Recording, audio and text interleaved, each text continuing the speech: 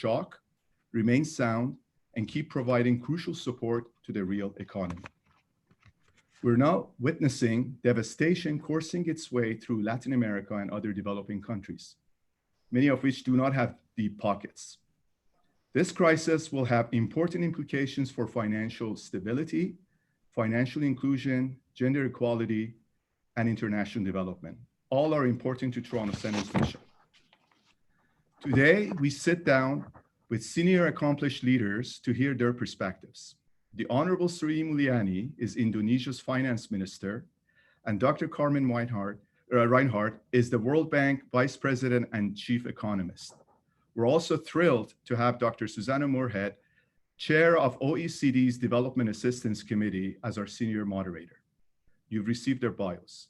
A big welcome to our panel and moderator. Please use the Q&A tab to submit your questions. A big thanks to our funders, Global Affairs Canada, Swedish SIDA, IMF, USAID, Jersey Overseas Aid, and Comic Relief. Also a big thank to our staff, Demet Canakça and Diana Bird, who worked so hard to put this panel together. It is now my pleasure to hand over the session to Susanna. Go ahead, please. Babak, thank you. Thank you very much, and a very warm welcome to all our participants. I see we've got 150 odd already and more joining as we speak. And of course, a huge welcome and thanks to my two panelists. So Sri Mulyani, as Babak said, the Finance Minister of Indonesia, and Carmen Reinhart, the recently appointed Vice President and Chief Economist of the World Bank. There is an invisible thread that joins us. When I was the UK's Executive Director at the World Bank, Sri Mulyani was there in Washington, and now Carmen is. So I think I hope it's a virtual circle of good ideas that we can talk through this morning, this afternoon, this evening, depending where you are in the world. Now, I understand from Babak that this is actually the 13th such conversation that the Toronto Centre has had, and all of us, whether we're working domestically or internationally, are having COVID conversations. Depending where you are in the world, some are still in the eye of the storm, managing the immediate consequences of the pandemic, and elsewhere it is the economic building back that people are focused on. One thing is for sure is that nothing is ever going to be quite the same. And secondly, that as ever in periods of crisis, it is the poorest countries in the world that suffer most. And within those countries, women and girls who suffer even more. So our topics today, which are wide ranging, which is great because it means we can really get some ideas flowing, are what are the implications for financial stability, financial inclusion, gender inequality, and international development. So I don't know how long you've got, but I think we could spend several months probably on this one. But let's try and focus in on some really new ideas. Let's think out of the box. And I would say that to participants as well. I don't think anyone has an answer yet. And I think this is a real inflection point in terms of global finance and international development to think differently, and this now rather a cliche, building back better. But what do we mean by that? What might better look like? And I think critically for this conversation, how on earth are we going to pay for it? So without further ado, as Babak said, I'm not going to read out your illustrious bios, but I think both of you are uniquely qualified to be able to talk to these topics. It's great to have all women, I'm going to be honest. Often happen.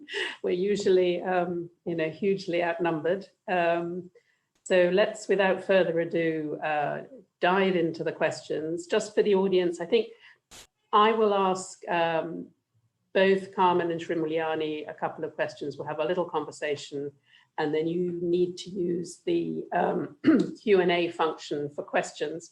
I'll warn you, I'm much more likely to select questions that are short and sharp and to the point, and that are interesting and provocative, if you like, but ones that are really going to stimulate the debate. Okay, so can I turn first to Carmen? Huge congratulations on your appointment. Something of a baptism of fire, I should think. And I understand you haven't actually managed to get to Washington yet, which is not surprising. But we're all learning to work in different ways. I mean, you, I know, have done a huge amount of research and work on the financial crisis in 2008, which is actually when I just arrived at the World Bank, the 10 days before Lehman Brothers went down. So I remember how we dealt with it then. I mean, there are an awful lot of parallels being drawn. And my question to you is, I mean, are there any insights from the financial crisis or indeed from the Great Recession? And where should we stop thinking that we can learn from history? I think you're on mute, Carmen.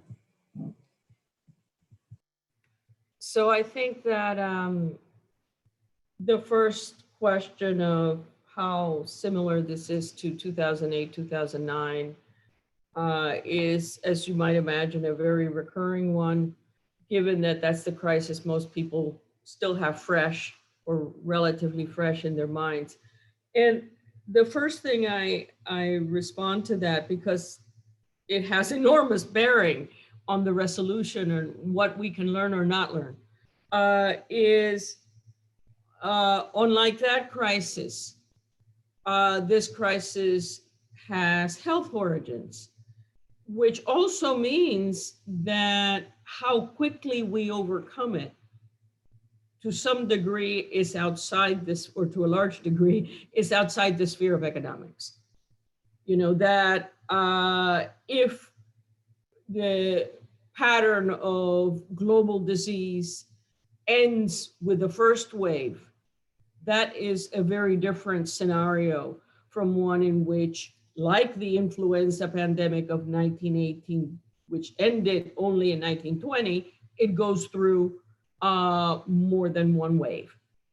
So an important difference is, if you will, there is no such thing as a run-of-the-mill financial crisis, but 2008, 2009 was a more standard financial crisis. Another important difference is 2008, 9, early on in the fall of 2008 and early 2009, the fallout was indeed global. Emerging markets got hit and so on. But the 2008, 2009 crisis was a financial crisis in 11 advanced economies. And this is truly global. So indeed, the parallels are more akin to the 30s. In terms of learning as to, you know, how quickly we can overcome it, I think recognizing problems early on, and now I'm talking about on the economic phase. As I mentioned, unfortunately, until we know the path of the disease, it's hard to make any kind of prediction about the path of the economy. But I think a takeaway from 2008, 2009 was that you need to deal with early recognition of any kind of, you know, debt overhang. I'm referring now not so much to the government side, but also to the private side. And I think we can, you know, early debt restructuring, you know, a lot of care as to how much the government takes on private debts from the banks are maybe important lessons from 2008, 2009. You know, Ireland started out with debt to GDP of 20-some% and ended up with debt over 100% because it took on all the bank debt. I hope we don't get to see that. I hope there's lessons learned about how to also manage the financial stress and the financial fragilities that this crisis is creating. I don't think we hear, I'll conclude by saying that I don't think we hear about that right now because, of course, we have the more imminent concerns about whether the health crisis is over. We're still dealing with a reeling and, crashing indicators of economic activity. So that's not in the forefront, but the financial implications, the financial crisis type implications should not be neglected at this stage. Great, thank you very much. I mean, I think we're all having to add zeros to all our normal indicators. Let me turn to Minister Srimulyani. You must have one of the most difficult jobs in the world at the moment, haven't you? I mean, I think being a finance minister where there's so much pressure on you from all sides, such a huge responsibility to try and protect the enormous gains I know that you've made, particularly in terms of financial inclusion, but also presumably your revenues declining. I mean, how does it feel, and what are your early thoughts about how to protect the extraordinary progress actually that you've made, particularly for women in Indonesia? Well, thank you, Susanna. This COVID-19 is really different from 2008, 2009, as Carmen mentioned, because at that time I was finance minister also during the 2008, 2009 global financial crisis. Or even for Indonesia, we have 97, 98, that is the ASEAN financial crisis, and Indonesia was crushed by that crisis with a very huge bailout of the banking system. What we are experiencing now is the crisis which hit hard directly to the people, not through the financial institution or corporation, but to the people, because as you mentioned earlier, this is about life and death, and also in terms of their social welfare and the economic, both in terms of job and the security of the people. So it's much more complicated than the previous two crises in Indonesia, even though we also have a very, very deep 97, 98 crisis, because it then triggered the political, social upheaval and change in the economy and as well as government. This time, what is at least make us a little bit more safe, because it is hit all the country. So we don't feel that we are really exclusively hit by a certain situation. That's one thing. But we also know that immediately with this COVID-19, from the public finance of view, it's really a huge burden. You immediately can see that the demand for all government spending increase, because we need to protect from both the threat of this COVID. So the health spending immediately increased dramatically. The social safety net need to be increased dramatically because people losing the job, even the informal sector for Indonesia, which is usually as a cushion for many people who cannot work on the formal sector, they cannot even exist because we are restricting people movement.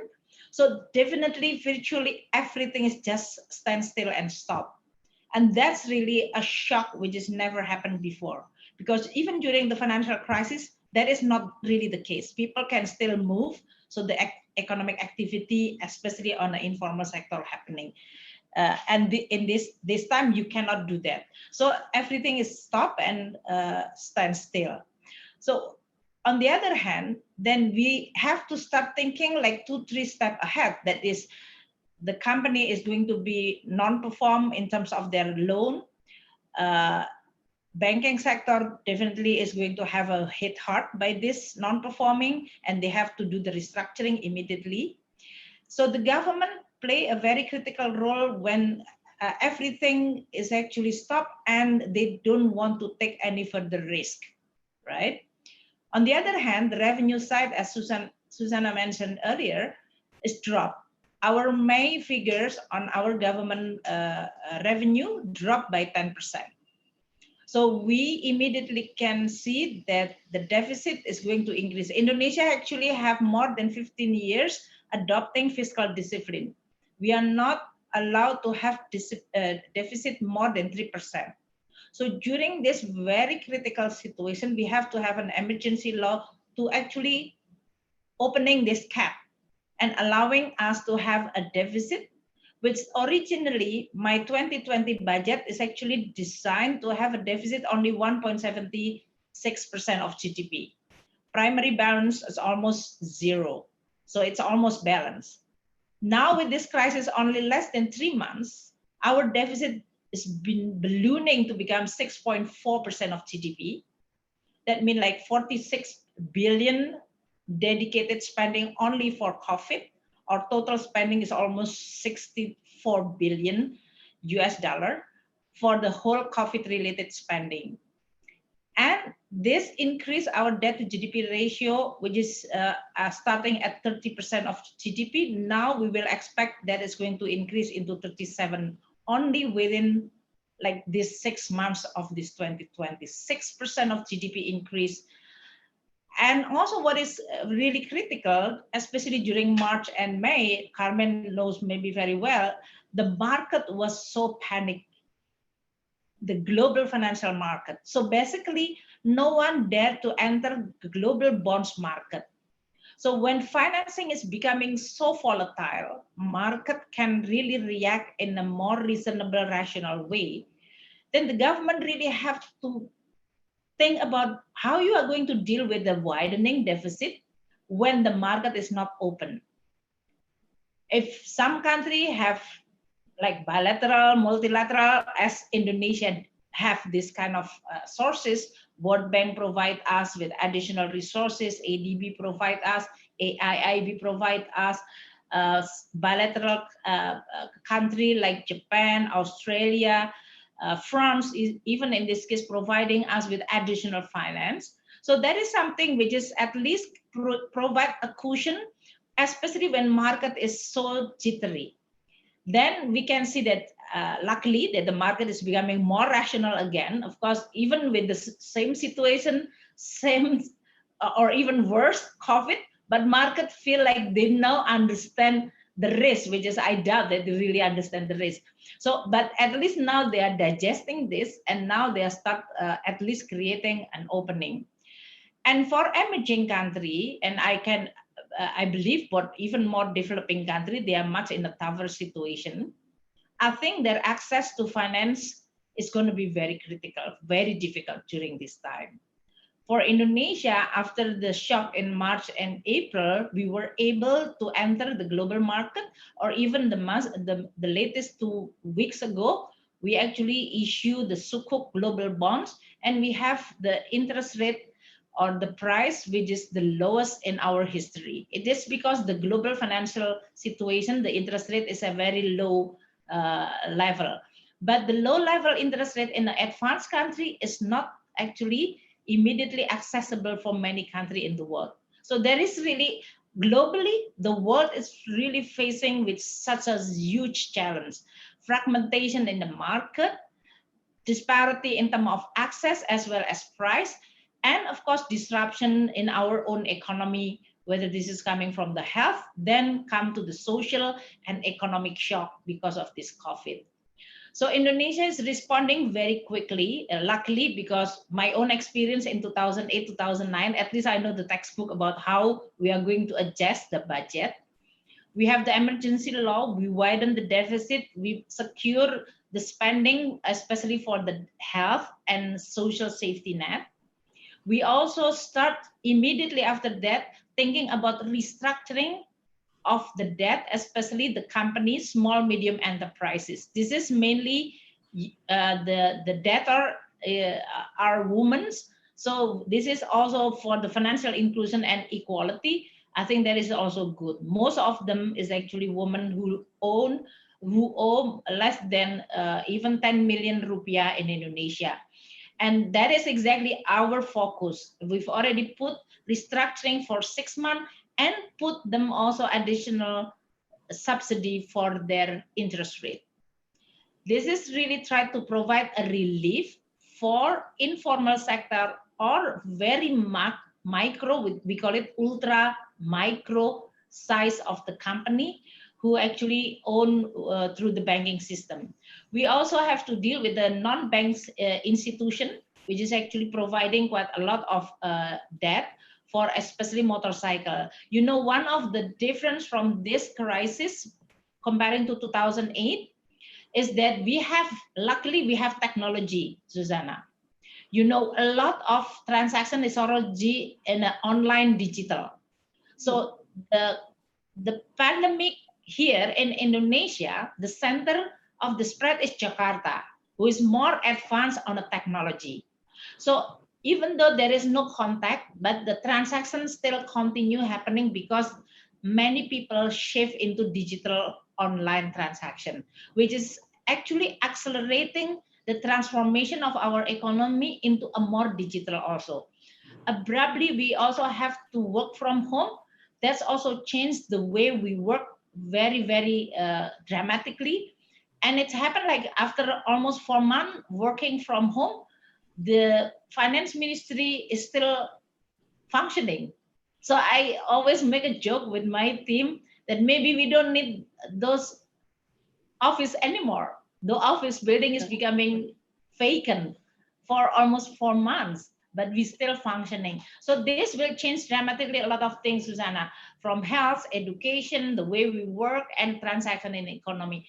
I think in a way that is going to be one of the silver lining and the blessing of this COVID. But I must say, as of now, it is still very hard, economically, and of course, from the public finance point of view. Thank you very much. I mean, so I think what I'm hearing from both of you is that there are some lessons from history, but there's no blueprint. And I think there's a parallel on the health side. I mean, it's certainly true that those countries that had been through the SARS pandemic were better prepared, but it's not the same. It didn't have quite the same global reach. You know, people talk a lot about parallels with the Ebola epidemic, which I mean, I worked on in West Africa. But I mean, that was a handful of countries with very tiny populations. So, you know, the donor countries were able to throw everything at it. So my next question to both of you really is, I think because every country is affected and, you know, everyone is having to use their fiscal headroom to borrow, I mean, as you say, Sri Mulyani, I mean, levels that were against the law until very recently. I think I've seen a figure of $90 trillion is basically what has been used to try and stimulate the developed world's economies. So, I mean, my question is this: the demand in emerging markets, and particularly in the poorest countries, for additional resources is going to be very, very significant. Where is that money going to come from? Certainly in my little piece of it, official development assistance, we are doing everything we can to strive to protect those budgets, but everybody is under pressure. I know the World Bank has done a huge amount. President Malpass has, you know, pushed very hard on debt suspension, also front-loading IDA, seeing, you know, how we can get resources into these economies. And Sri Mulyani, you mentioned various sources of finance, but my question to both of you is, you know, what can, I mean, the World Bank in particular do, and its shareholders, but also the international financial system more generally, to make sure that countries that are really going to struggle to access these financial resources are able to prevent, I think, a reversal on progress towards the Sustainable Development Goals. I mean, we're looking at tens of millions of people falling back into poverty. We're looking at famine on a scale that I think we have not seen in the world since the 1980s. We know this needs resource. Where might it come from? If you were thinking out of the box, how do you think we could do that? Let me turn to Carmen first. Well, I think sort of going down the list of what the options are. The first line of defense, as you know, it's been headline after headline in terms of the volume of lending by the IMF, the World Bank, and the multilaterals. The official community has tried to respond with the existing tools and with new facilities as well to facilitate, as rapid and as uncomplicated a disbursement to deal with the emergency. So the first line is, of course, a variety of fast disbursement emergency financing. Adding to that, at the being promoted by the IMF and the World Bank, the G20 went ahead on the DSSI, the suspension, the temporary suspension from May 1st to the end of the year of debt servicing for the poorest economies. These are the IDA countries, 76 countries that are eligible. More than half of them are participating to date. Not all of them have engaged. I will get to that. That is another temporary form of liquidity provision or resource provision. The DSSI initiative is paired with also debt transparency, a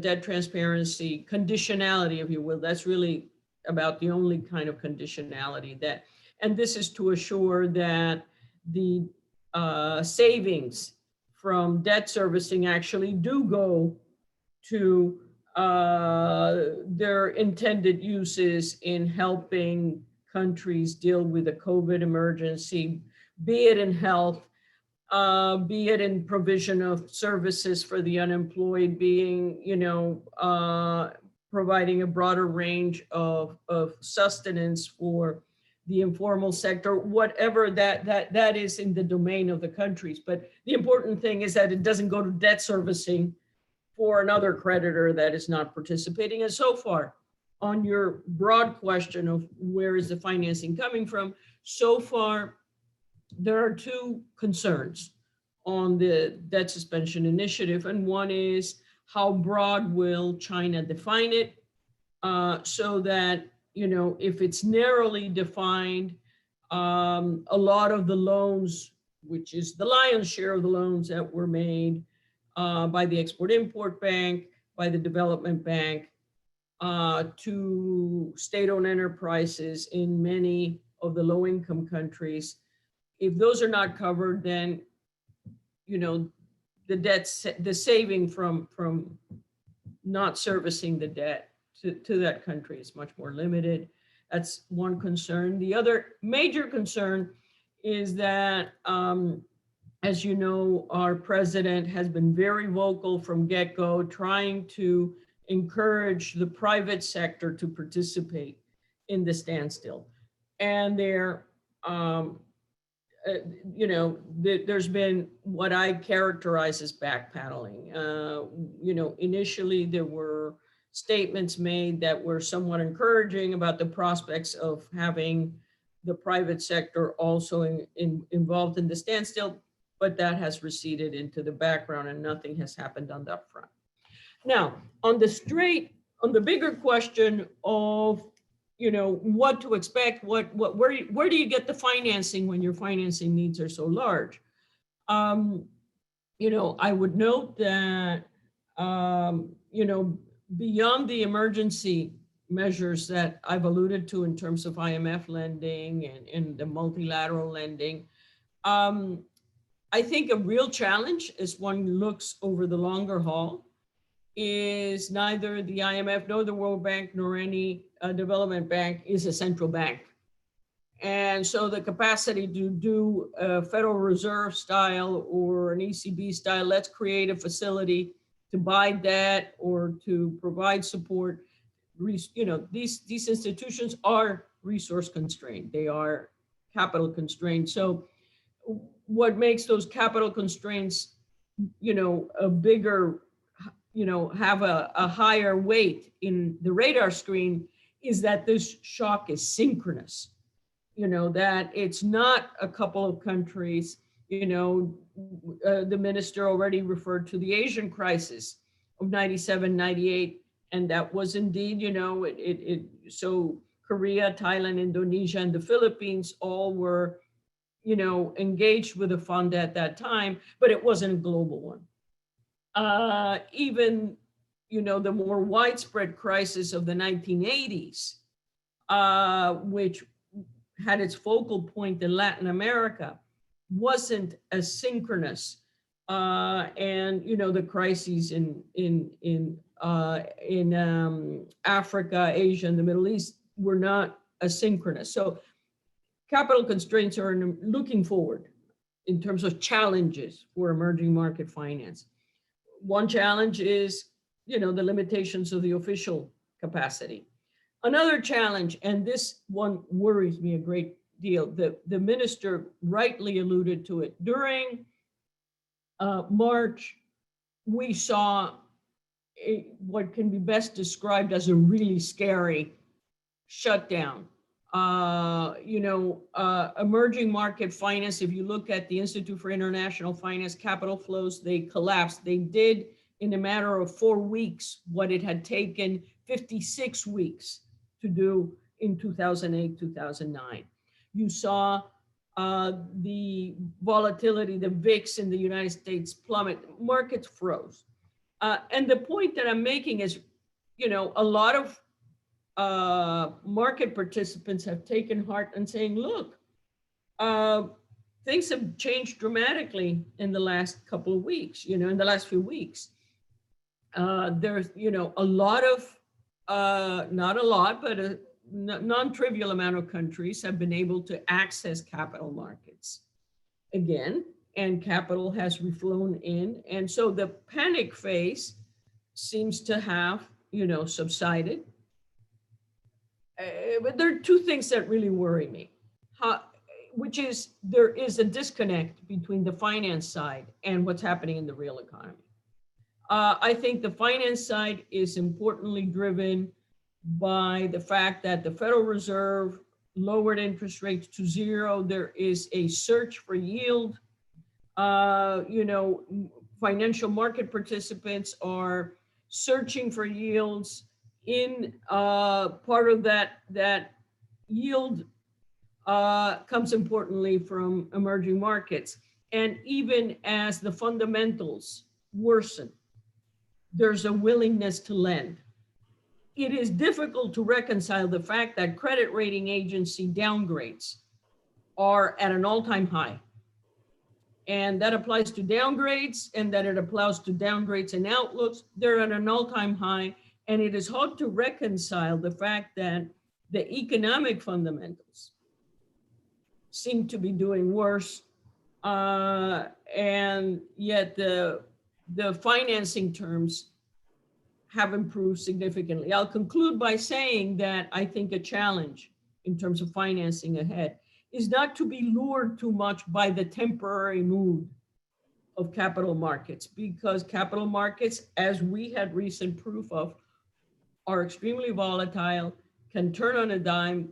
The vulnerability to a sudden stop in an environment in which fiscal finances and economic conditions are as weak as they are because of the global situation. We haven't even brought up the issue that this isn't just as if COVID wasn't enough. This isn't just a COVID crisis. It's also been a commodity and oil crisis as well. We had the Russian-Saudi war, which impacted commodities. And so in that kind of environment, I think a real challenge is how to limit or manage the exposure so that the vulnerability to a sudden reversal, to a sudden stop I is want less. to bring Sri Mullany in if I can. So look, there's a huge amount there. I mean, and I'm not sure where to start. I mean, I think this point that what's happening in the financial markets as opposed to what's happening in the real economy is something we're only just beginning to think about, and you know what the implications are going to be for people losing their jobs in huge numbers, for people modifying their behavior. I mean, as Sri Mullany said, you know, a lot of people may not want to go to the office anymore. What about global travel for business or indeed for pleasure? So, you know, it's how this will change the way that we are as economic actors. And then going back down to how do we finance it? I mean, one question that I hope will come up in the Q&A is, you know, should we as shareholders of the development banks be thinking about another recapitalization, but doing it, you know, on the understanding that the balance sheet has to be worked far, far harder than it has been, and actually recalibrate our risk appetite a little bit. I'm going to ask Sri Mullany for a few comments, and then I'm going to open it up to the audience. So please send your questions in. If your question is specifically for one of the panelists, please indicate that. But Sri Mullany, let me hand over to you. Well, Susanna, okay. Shall I start? Okay. When we talk about the source of financing, where we are going to get the finance, I mean, it really depends from country to country. The country who got the financing access, which is much more established, whether your bonds market domestically also deep enough, then I think at least you still have this source of financing. Many emerging countries, they are still in the very early stage of actually this experiencing access of global bonds, as well as their own domestic bonds market is still not well developed. Not to mention for many low-income countries, which are still not have the ability and capacity to issue the global market.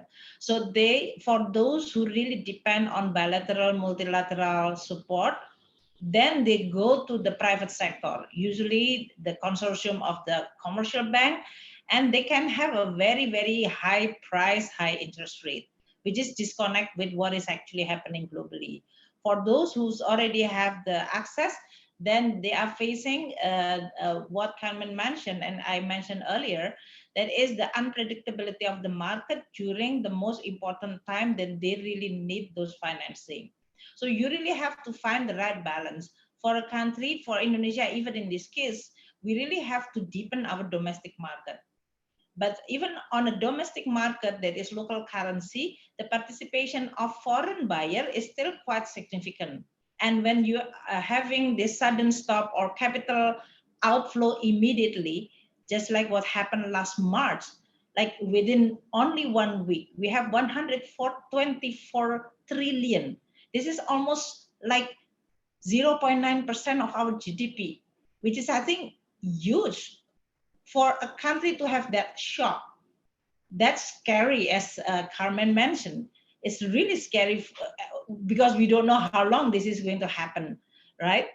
So really deepening your own market and relying on your own local currency is very critical. For Indonesia, when we designed this deficit increase very dramatically to above 6%, we look, the first financing source is our own. That is, we have some, what we call it, sovereign fund for education. So we use all those long-term financing sources which is existed in Indonesia to become our first lender of last resort. Second, we use our own domestic bond market, local currency, And we also relaxing very critically at this moment the ability of the central bank to participate in the primary market, which has never happened in Indonesia. And Indonesia is actually very anti to those kind of practice because we have the central bank totally independent. They only taking care of inflation and stability on the exchange rate. Now they really have to carry the same burden with the government by allowing them to participate in the bonds market and the primary market as a standby buyer. So that at least give the certainty that this deficit can be financed. Of course, we have to be very careful with the inflation and exchange rate. But as of now, this is not really the focus because we really focus on the contraction or depression or recession that we are now seeing as the real threat for the economy. Then, as I said, the role of the multilateral, bilateral is very critical. As Carmen mentioned, I really appreciate that all multilateral institutions, World Bank, ADB, AIIB, even Islamic Development Bank, they are all offering me, what can I do with the fast disbursed loan related to the COVID handling that is on a health. So we really design very quickly and then they fast disbursing, and that really create two benefit for us, not only financing, but also to calm down the market, especially exchange rate, because they see that the reserve of the central bank is increased with our disbursement from this multilateral. So they see that, oh, it's not depleted and it's okay. Because there is nothing wrong with our economy to begin with, right? It is just a shock, and then suddenly you really have to restore the trust and the confidence again. And that's why you mentioned, Susanna, whether it is time for this multilateral institution to increase the capital again. I think World Bank has already have the capital increase just recently. For Indonesia, we haven't used all this, the space that is allowed for us to access the World Bank, which is good. But we also know that maybe that's not the case for others. The capacity of the multilateral institution, as I mentioned, is always very important when we are facing with the market, which is so volatile and not rational in terms of their behavior. This has happened in 2008, when many countries like Indonesia is actually, we are okay, our fundamental is good, and then suddenly there is a Lehman Brothers case, and then the behavior is totally irrational or erratic in this case. At that very moment, you need to have a stopgap, who rationalizing again the market through this kind of mechanism of multilateral institution who's there to provide us with the standby financing during this very critical time. So this complementing, especially when market is not reliable in terms of their behavior. And we know that in many episodes of the crisis is always the case. And then, of course, in the long run, as Carmen mentioned, I mean, we really don't know what is going to happen in the world. First, in terms of the trajectory of the recovery of this economy.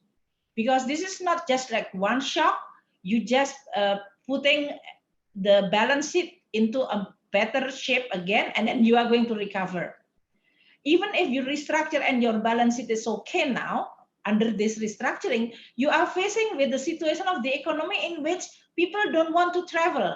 They are not going to the shopping mall. They are not going to the movie. They are not going to the restaurant. So we really don't know how people is going to feel safe that they are going to then behave in a normal way that then can generate the economic activity. This is what is the most uncertain, is actually that kind of change behavior. And until the vaccine is invented or it's going to be easily accessed, then we are going to face with this situation. So we don't know how long. And that is creating the very difficult part of restarting the economy. It's really you really start opening up, but people are still very cautious in this kind of situation. So with that, then the question is then you really have to you are playing a long game. This is not like one short shock and then we are going to be recovered. This is going to be shock with you and stay with you until quite some time. So if we learn from 1918 Spanish flu, that is 2 years, as Carmen mentioned. That means are you going to be able to withstand these 2 years? In Indonesia case, when we designed the emergency law that is putting this limit, eliminating the limit of our deficit, when I presented in the cabinet, I said, we give 3 years for Indonesia to allow to have deficit above 3%. And then after 3 years, we are going to the fiscal discipline again, going back to the 3% cap again. But this is really, when people ask me, how do you know it's going to be 3 years? I don't know. But maybe we're thinking at that time, this is maybe adequate. And within these 3 years, we really have to make sure that you are going to be able to build the right foundation for this recovery to happen. Bear in mind, when now the deficit in Indonesia is 6.3, that means next year we have to be able to have a deficit which is lower than that, so that the tapering of this deficit is not going to create additional shock to the recovery of the economy. So it's really like balancing between the fiscal design, monetary now policy, which is central bank allowing to finance this deficit to some extent without jeopardizing the market discipline and reputation of our macro policy credibility. These are all the set of policy that we try to do, in which you are responding to the immediate situation without jeopardizing the hard-earned reputation of macro stability and reputation, and the market continue functioning.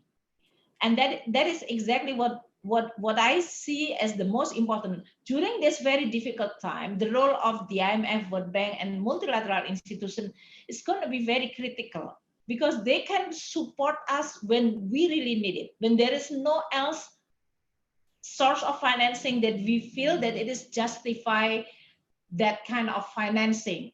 If we go to the market with such a very high price, it will not justify in terms of should you really spend the money for this kind of urgency or emergency.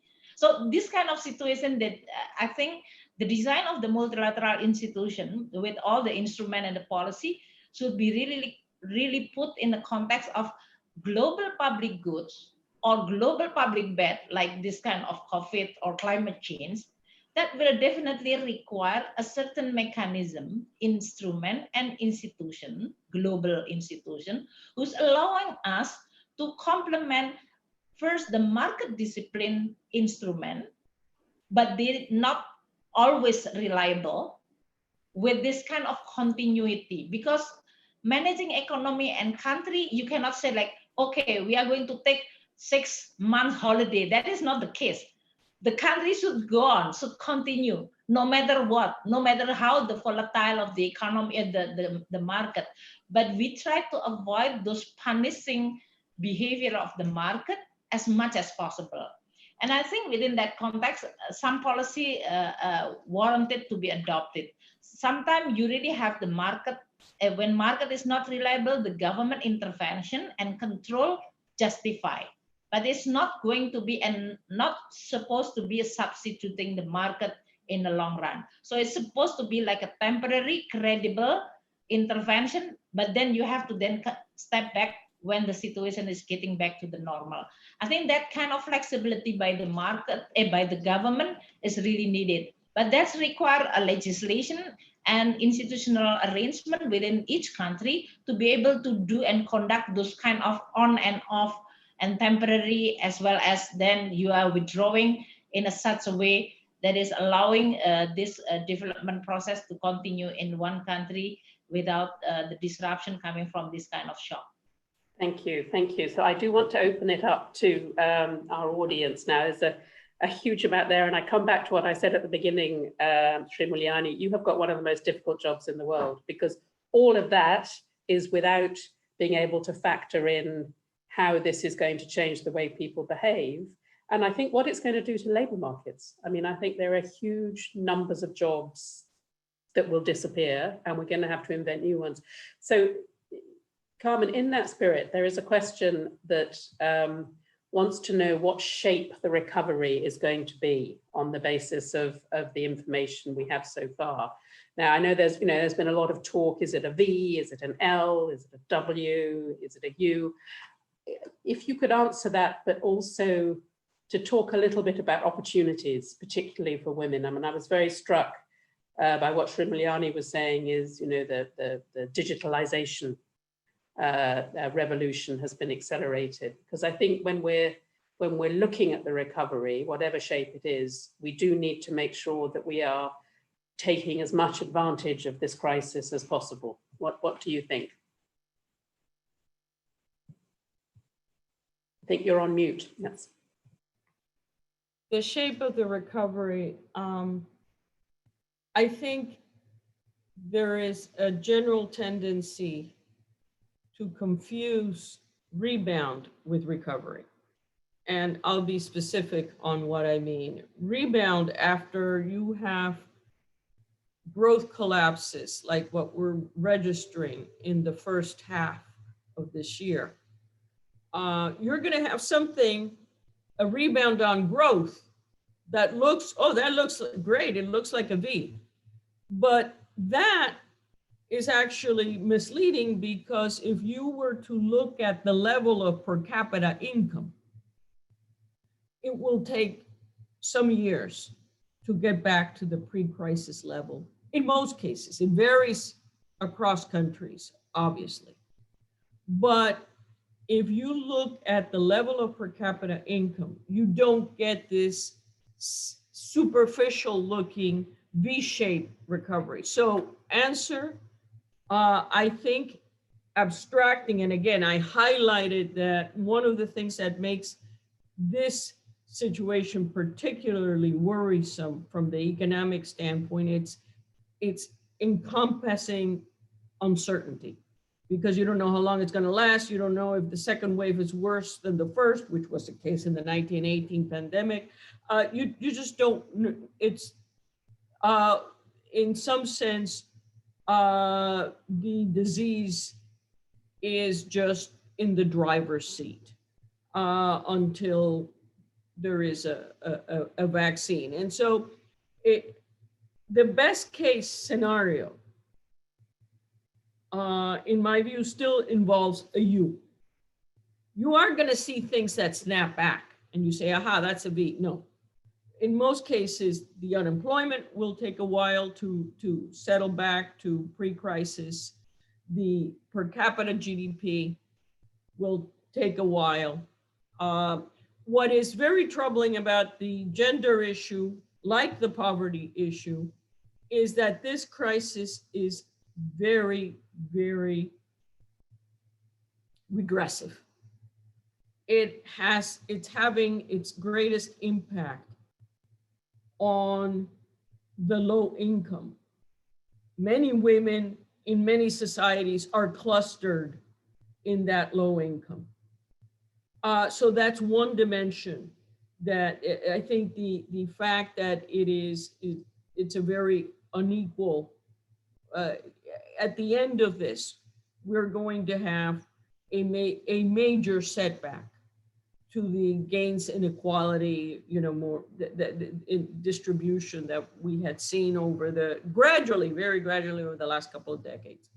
Another dimension where I am concerned about the setback for women and girls is, and you hear this narrative from sub-Saharan Africa, certainly, and we saw a glimpse of it, you alluded to the Ebola pandemic. Children are being pulled out of school because of the pandemic. Not all those children return to school, and the incidence of returning appears to be much lower for girls than for boys. And we saw this during the Ebola pandemic.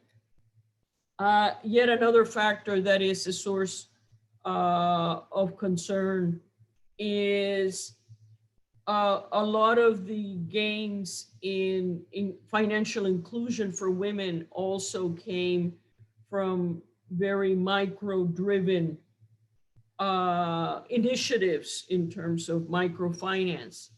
I think for a while we're going to be seeing a credit crunch. Even,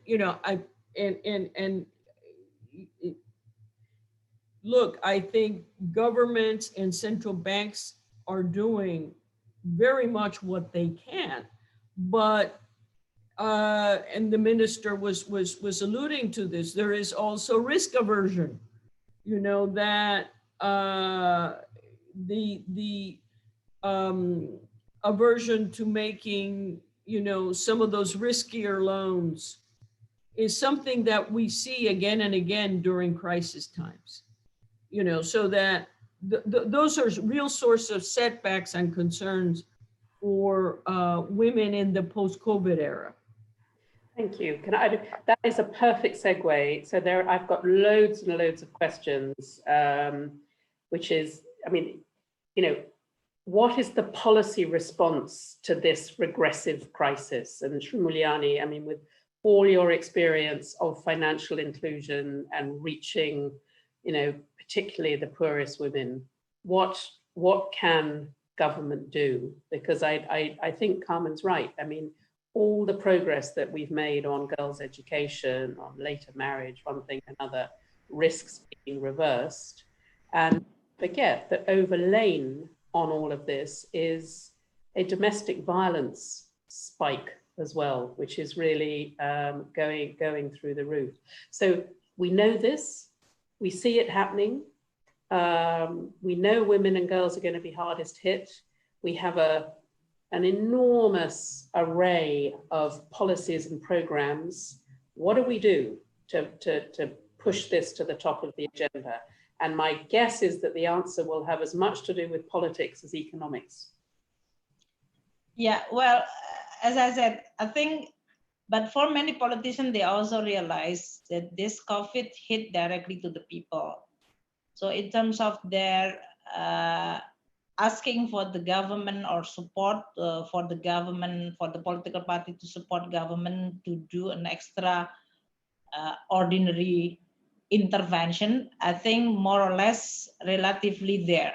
So we are not having a constraint in terms of the urgency and the demand for us to actually intervene or designing a policy. The challenge is more how in this very short and emergency situation you are going to be able to design the good policy. That is always like the trade-off between the speed and the fast response with your ability, and especially when the country doesn't have what you call it the necessary condition of, for example, like the system in place for the health, for the education, for the social safety net. For example, like in Indonesia, do you have the by name and address of the poor people in Indonesia? We have the 40% bottom by name by address. This is 29 million households. But they are not updated up to the recent situation, especially when they are hit by the COVID, there will be like new poor, which is not going to be included in this database. So when you are expanding your social safety net, I mean, when I said earlier, the technology helping a lot because you can easily digitize and you are actually transferring through the bank. Indonesia is an archipelago country. We still have a remote area. Luckily, the COVID is actually, maybe it's not, the word luckily is not appropriate, but the COVID hit mostly in a city, big city like capital city of Jakarta. So in this case, the social safety net can be done through our transfer directly through the payment system, digital. And the role of fintechs in Indonesia has been increased very dramatically. So that is all the case in which you have this technology and the system that is allowing you to respond. But when you talk about targeting, you maybe still have the inclusion exclusion error because of first updating of the data and then also the COVID creating a new poor, which is not captured in the existing database. So that is one thing which is the challenge. And the second one is, of course, for us to actually try to find, even if you are not in the ideal case, what else you can do in order for you to reach especially the most vulnerable, the poor and the most vulnerable.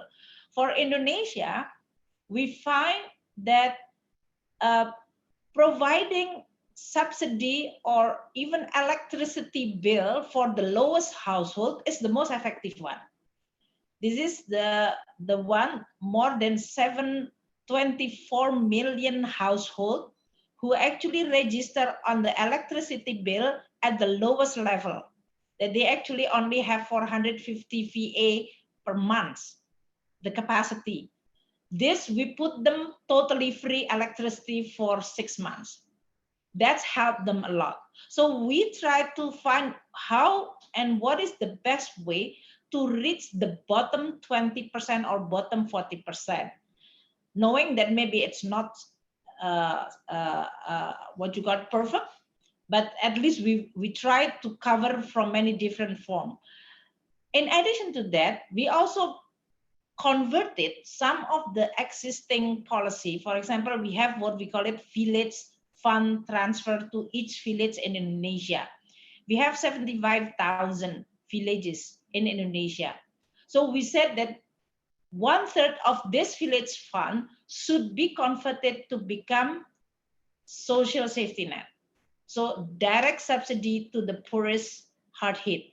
This is because for Indonesia, those who are unemployed usually go back to their village. They work temporarily in a city, and when the city closed, lockdown, then they go back to their village. And that's why we provide safety net on a village level. So what I'm saying is that we try to use all the policy and instrument available that is allowing us to respond in a very short time. And that is very, very critical to do that. So I think that's what the country needed. Ideally, and that's why, as I said earlier, this crisis trigger the need for reform. And that's why we said that we should not waste this crisis. We use this to trigger the reform in the health sector, in education, social safety net, including the accuracy of the data, and how we are going to prepare. In terms of the recovery, as Carmen mentioned, and I also mentioned earlier, because of this uncertainty, what we should do is just preparing for a longer period of uncertainty. Carmen mentioned about the risk averse, and that's exactly what is happening. Like this time, to jumpstart again, how the bank, after they restructure the loan, and the company or the corporation or even small, medium enterprises, after they are restructured, they both don't want to restore the working capital again.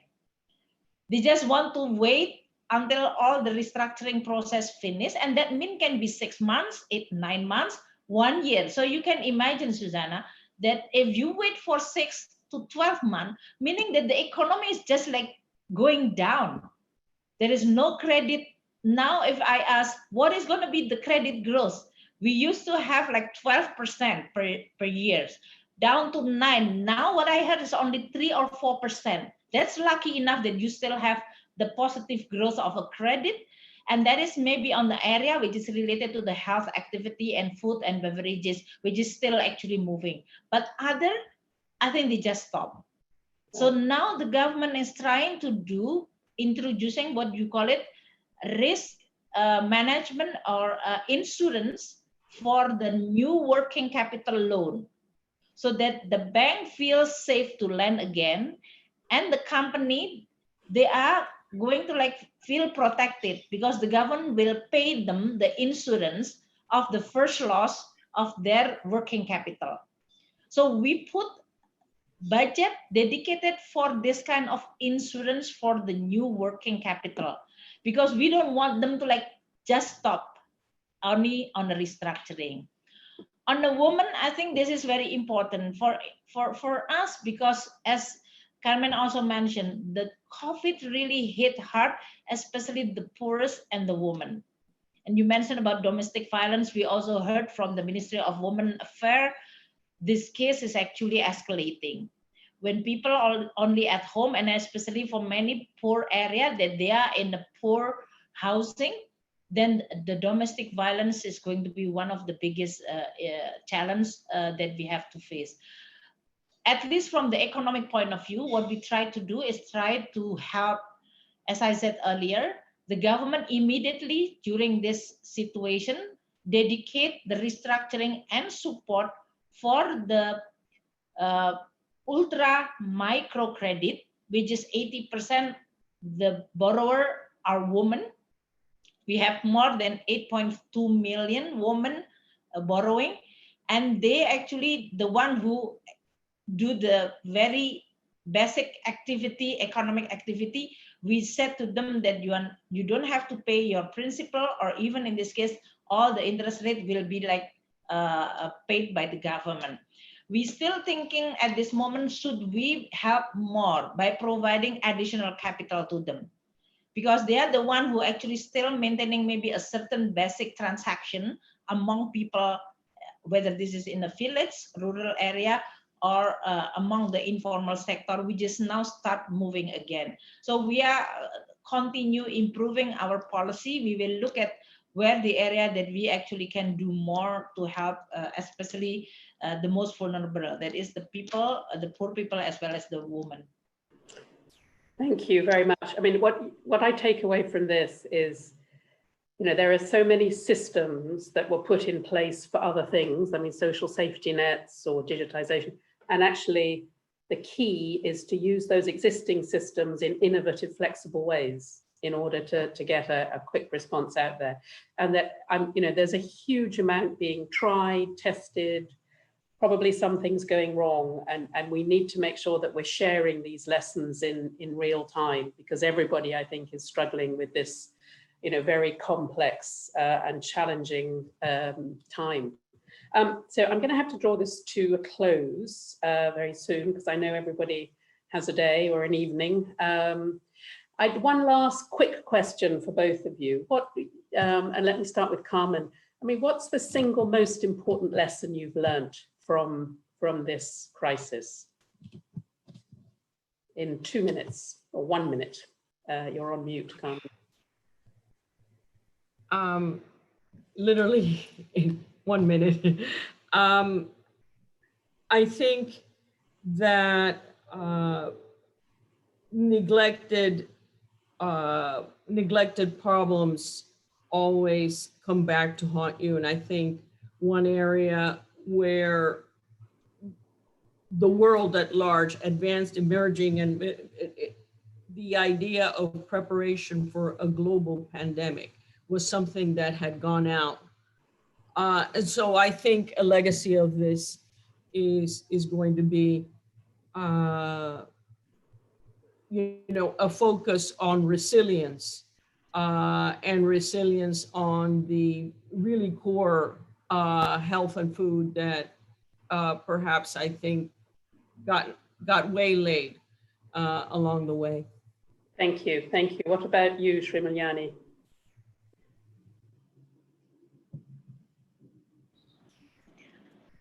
I think when the sun shines, you have to fix your roof. So basically, you really do the counter-cyclical. When situation is actually happy, everybody partying, this is the real work for you to strengthen your fundamentals, so that you are always sure that when the next crisis happens, you have the buffer, you have the space, and you have the capacity to deal with. I mean, that's happened in the fiscal side, monetary side, on the social safety net, in many other areas. So basically, don't waste when a situation is good. That means you have to work harder, so that when situation is not good, then you also have to work harder, but at least you are starting in a much better situation. Thank you. Thank you both very much. So if I may take your two lessons and combine them, I think it is put solar panels on your roof and don't think that climate change is not coming down the track very, very fast. We haven't talked about that at all, maybe another time. This has been a hugely stimulating conversation, such rich experience on both sides. And I think, you know, seeing Srimulyani with your to-do list on the one hand, and then Carmen trying to get the the bank to be as helpful as possible, has given our 200 plus participants a lot of insights into, I mean, how difficult this is, but also just how hard people like you are working to try and come up with innovative, creative solutions, and especially for women and girls. Great to see you both. Thank you very much indeed, and thank you to our participants. Let's close it there.